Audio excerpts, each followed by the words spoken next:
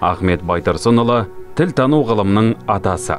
Қазақ балаларының ана тілінде білім алу үшін күш салды.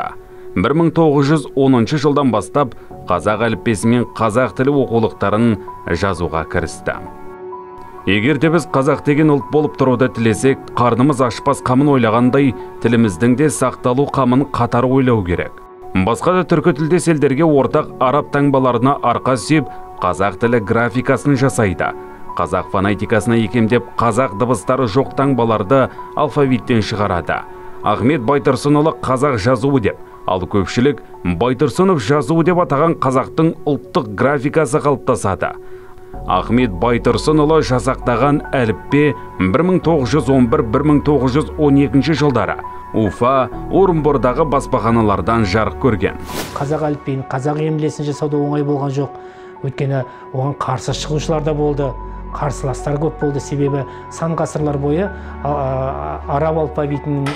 араб әліпбиінің негізінде, одан кейін оқу білім тереңдетіп алған кезінде, терең жасап алған татар әліпбиінің негізінде жаңағы білім алып келген, немесе білім үйретіп келген қазақ жұрты Ахмет Байтұрсынның әліпбиіне қарсы шыққан тұстарда болды. Соның барлығын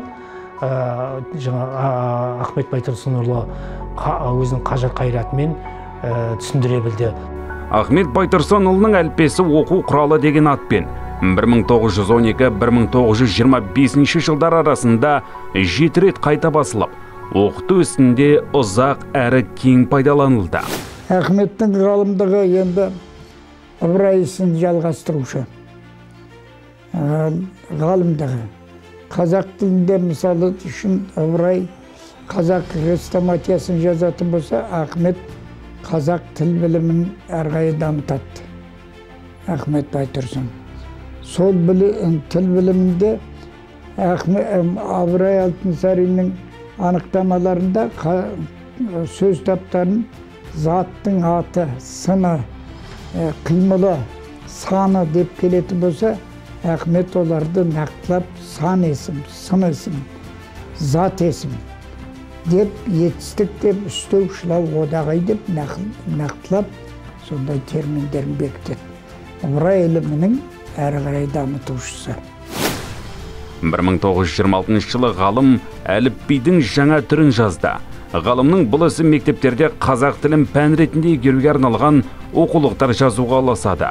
Ахмет Байтұрсынұлының тіл құралы атты еңбегі қазіргі қазақ тілі ғылымның іргетасы. 2017 жылдың 9 қазанында қазақ әліпбиін латын әліпбиіне көшіру жобасы ұсынылды.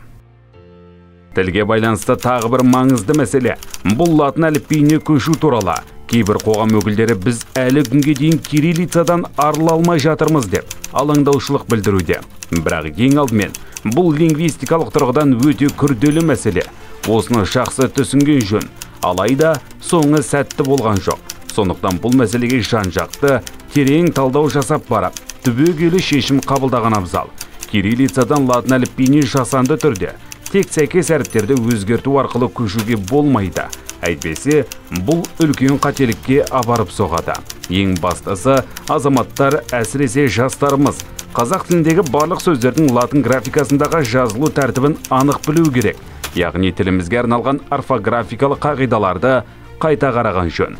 2025 жылға дейін латын әліпбиіне кезең-кезеңмен көшу жоспарланған.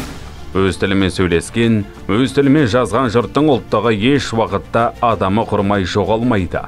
Ұлттың сақталуына да, жоғалуына да себеп болатын нәрсенің ең қуаттысы тілі. Сөзі жоғалған жұрттың өзі де жоғалады.